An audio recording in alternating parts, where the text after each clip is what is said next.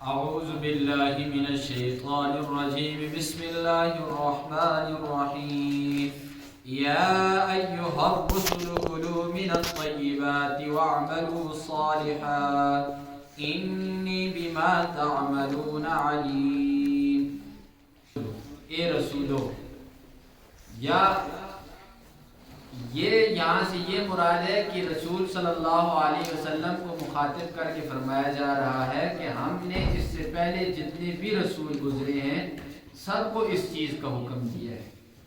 ظاہری بات ہے یا ایھا الرسول اس وقت کہا جا رہا ہے جب محمد الرسول اللہ ہے، سارے رسول تو اس وقت موجود نہیں۔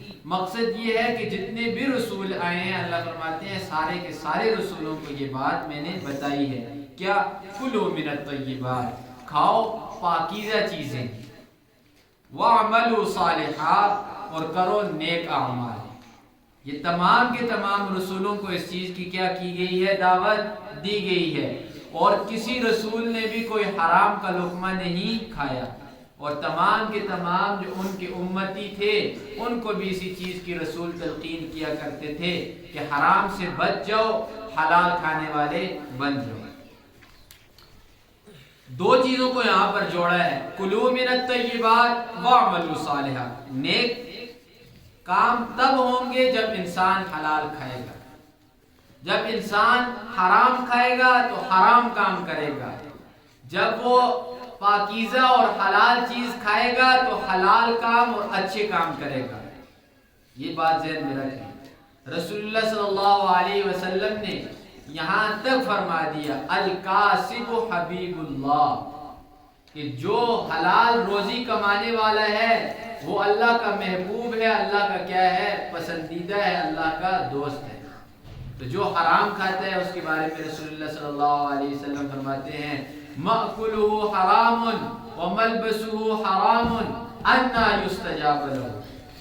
جو حرام کھاتا ہے اور حرام پہنتا ہے کیسے اللہ اس کی دعا کو قبول کرے گا؟ کبھی بھی اللہ اس کی دعا کو قبول نہیں کرے گا۔ یہاں تک آتا ہے کہ جب ایک لقمہ حرام کا انسان کے پیٹ کے اندر چلا جائے 40 دن تک اللہ اس کی دعا کو قبول نہیں کر سکتا۔ تو جو ساری زندگی حرام کھائے گا اس کی اللہ دعا کی طرف قبول کرے گا۔ دوسری چیز، حرام صرف اور صرف یہ نہیں کہ کسی کا مال چوری کرے، انسان چوری کر کے کھائے، ہرگز یہ بات غلط ہے۔ ہر وہ چیز جو کسی کی ہو، آپ نے دبائی ہوئی ہو، یہ حرام ہے، چاہے وہ اسے آپ کھائیں یا نہ کھائیں، علت اچھا سے۔ اس کی مثال ایسے ہی ہے کہ ایک بڑا سا برتن ہو، اس میں انسان ایک پورے کا پورا وہ دودھ سے بھرا ہوا ہو وہ برتن، اس کے اندر ایک پیشاب کا قطرہ انسان ڈال دے تو کہے قطرہ میں نے ادھر ڈالا ہے، دودھ میں ادھر سے پی رہا ہوں، وہ پیے گا کوئی دودھ؟ نہیں پیے گا۔ یہ ایک قطرہ زہر کا ہو پورے دودھ کے اندر، انسان کہے کہ قطرہ تو ادھر ڈالا تھا، پی ادھر سے رہا ہوں۔ کھانا مقصد نہیں ہوتا۔ آپ کے پاس 1 لاکھ روپے ہے، اس میں سے 5,000 آپ کے پاس حرام کا ہے، تو پیچھے جو 95,000 ہے وہ بھی آپ کا کیا ہے؟ سارے کا سارا گندا ہو چکا ہے، تو پھر آپ کی دعا کیسے قبول ہوگی؟ تو لوگ کیا کرتے ہیں؟ بینک کے اندر پیسے رکھتے ہیں، وہ سود لے کر آتے ہیں، وہ سود کی کیا کرتے ہیں؟ کپڑے بناتے ہیں یا کسی کا قرضہ دے دیتے ہیں، کہتے ہیں کہ ہم کیا کر رہے ہیں؟ اس پیسے کو کھاتے نہیں ہیں۔ یاد رکھ لیں یہ گندی ذہنیت ہے۔ پیسہ تو وہ بھی آپ کے پاس ہی آیا ہوا ہے، استعمال تو آپ کر رہے ہیں۔ میں کسی سے 5,000 روپے قرض لیتا ہوں، قرض لینے کے بعد اپنے اوپر استعمال کرتا ہوں اسے، اور حرام کا 5,000 روپے اٹھا کر اسے قرض کے پیسے لیتا ہوں، تو کیا یہ میرے لیے حلال ہے؟ نہیں، حرام کر رہا ہوں۔ یہ مثال بھی ایسے ہی ہے جیسے وہ دودھ کے اندر ایک پیشاب کا قطرہ یا زہر کا قطرہ انسان ڈال دے۔ تو فرمایا کلوا من الطیبات واعملوا صالحا، نیک اعمال کرو۔ اگر حرام خور آدمی ہے، وہ کعبہ کے غلاف کو پکڑ کر رو رو کر گر گڑا کر بھی اگر اللہ سے دعا مانگے گا تو اللہ اس کی دعا کو قبول نہیں کریں گے۔ کیوں؟ کھانا پینا اس کا حرام ہے۔ تو حرام صرف اور صرف کھانا کھانے کا نہیں، کسی کا حق دبایا ہوا ہے، ماں آپ بہن بیٹی یا آپ کی کوئی بھی رشتہ دار ہے، عورت ہے، مرد ہے، کوئی بھی ہے، اس کا مال اگر کھایا ہوا ہے، دن رات اللہ سے دعائیں مانگیں گے، اللہ دعا کو قبول نہیں کرے گا، پیسے کے اندر برکت نہیں ہوگی اور مرنے کے بعد قبر بھی تنگ ہو جائے گی۔ لہذا کسی کا مال کھانا نہیں، نہ چوری کر کے، نہ کسی کا حق دبا کر۔ فرمایا وَاعْمَلُوا صَالِحًا، نیک اعمال کرو۔ نیک اعمال تب ہی ہوں گے جب اندر نیک چیز جائے گی، حلال چیز جائے گی۔ اللہ فرماتے ہیں انی بما تعملون علیم، جو کچھ تم کر رہے ہو میں اسے جاننے والا ہوں۔ لوگوں کو پیسے جو دبائے ہوئے ہیں، لوگوں کے حق جو دبائے ہوئے ہیں، آج تم لوگوں کے منہ پر میٹھے ہو کر لوگوں سے صلح کر لو گے، لیکن کل قبر میں بھی جانا ہے، اللہ کی عدالت میں بھی حاضر ہونا ہے۔ تو اللہ تو ہر چیز کو جاننے والا ہے۔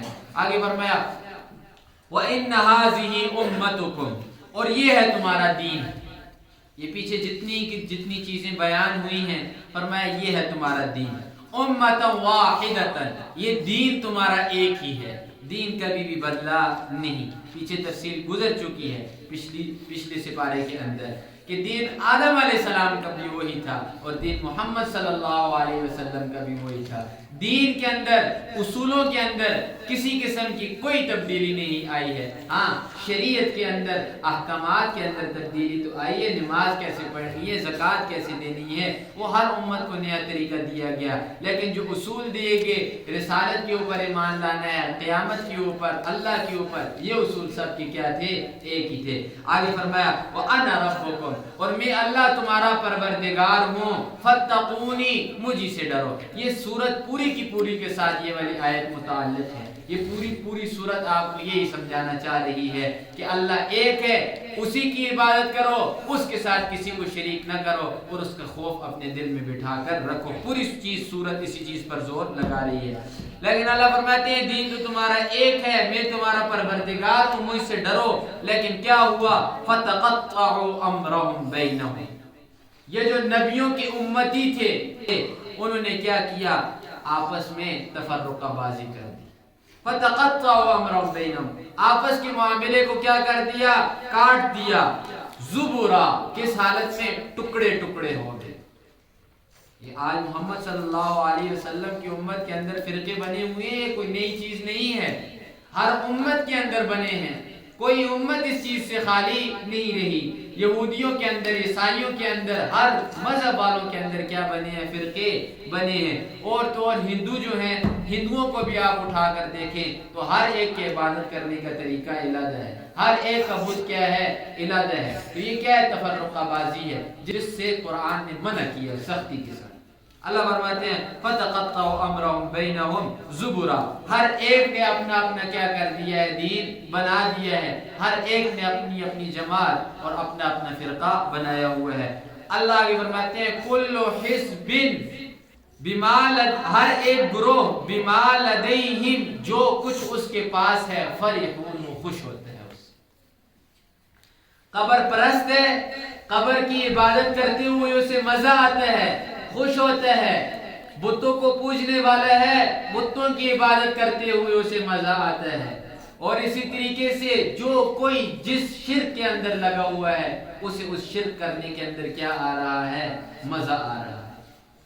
آپ بت پرست کو یا قبر پرست کو سارا دن بٹھا کر ایک بات سمجھاتے رہیں کہ اللہ ایک ہے، ان بتوں سے، قبروں والوں سے کچھ نہیں ہوتا، سارا دن آپ کی بات سنے گا، لیکن رات کو کیا کہے گا؟ نہیں، جو میں کر رہا ہوں وہی ٹھیک ہے، خوش ہے، اطمینان کے اندر ہے۔ اور یہ اطمینان اور خوشی کس نے دلائی ہے؟ شیطان نے دلائی ہوئی ہے۔ کل حزب بما لدیہم فرحون، ہر ایک گروہ خوش ہے۔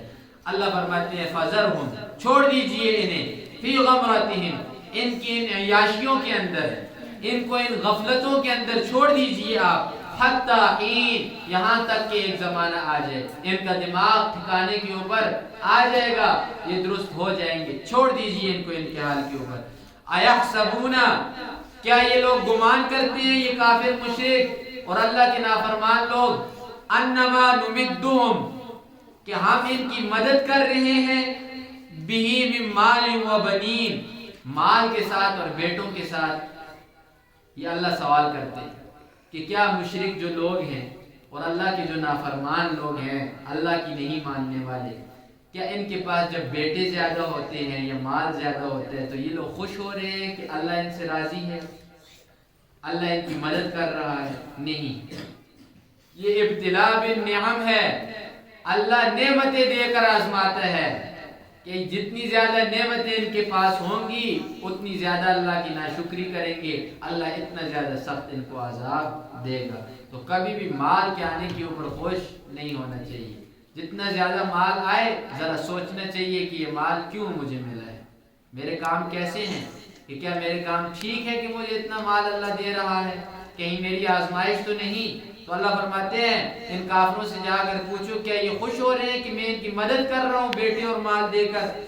نسارع لهم فی الخیرات، انسارع لهم فی الخیرات، کیا ہم جلدی کر رہے ہیں ان کے لیے بھلائی کے اندر، کیا ہم انہیں بھلائی دے رہے ہیں، خیر دے رہے ہیں ان کو یہ بیٹے وغیرہ دے کر؟ فرمایا نہیں، بل لا یشعرون، یہ لوگ سمجھتے ہی نہیں، انہیں شعور ہی نہیں، انہیں پتہ ہی نہیں کہ اللہ ان کو پکڑ رہا ہے مال دے کر، بیٹے دے کر۔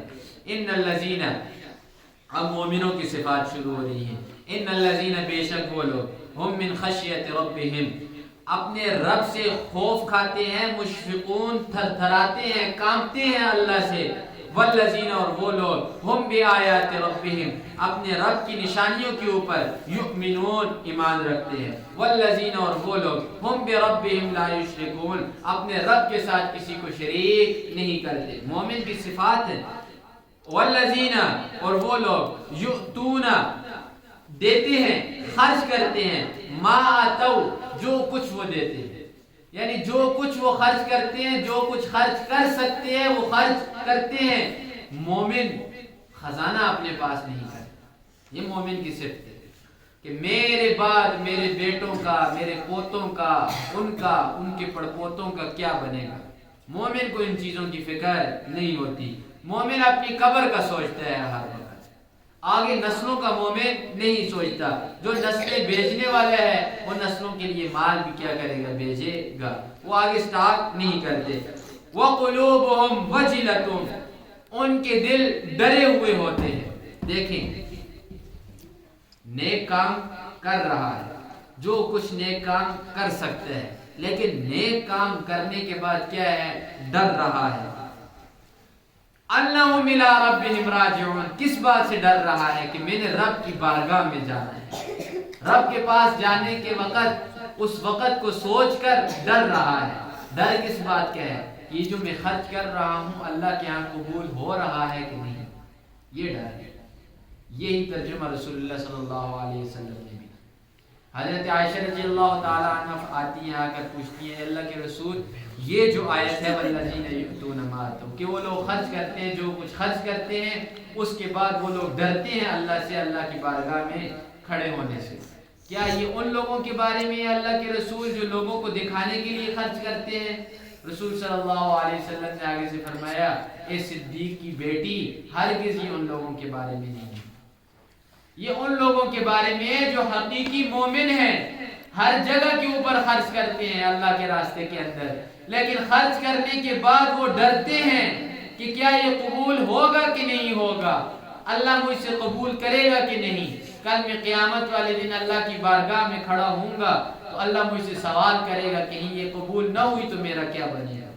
حسن بصری رحمہ اللہ فرماتے ہیں، بڑے لوگ بڑے ہوتے ہیں، وہ فرماتے ہیں کہ مومن کرنے کے کام، اچھے کام کر کے بھی ڈرتا ہے، اور منافق نہ کرنے کے کام، برے کام کر کے بھی نہیں ڈرتا۔ جب ڈرتا نہیں ہے تو وہ کون ہے؟ منافق ہے۔ جو اچھے کام کر کے بھی ڈرے وہ کون ہے؟ مومن ہے۔ یہ حسن بصری رحمہ اللہ تعالی فرماتے تھے۔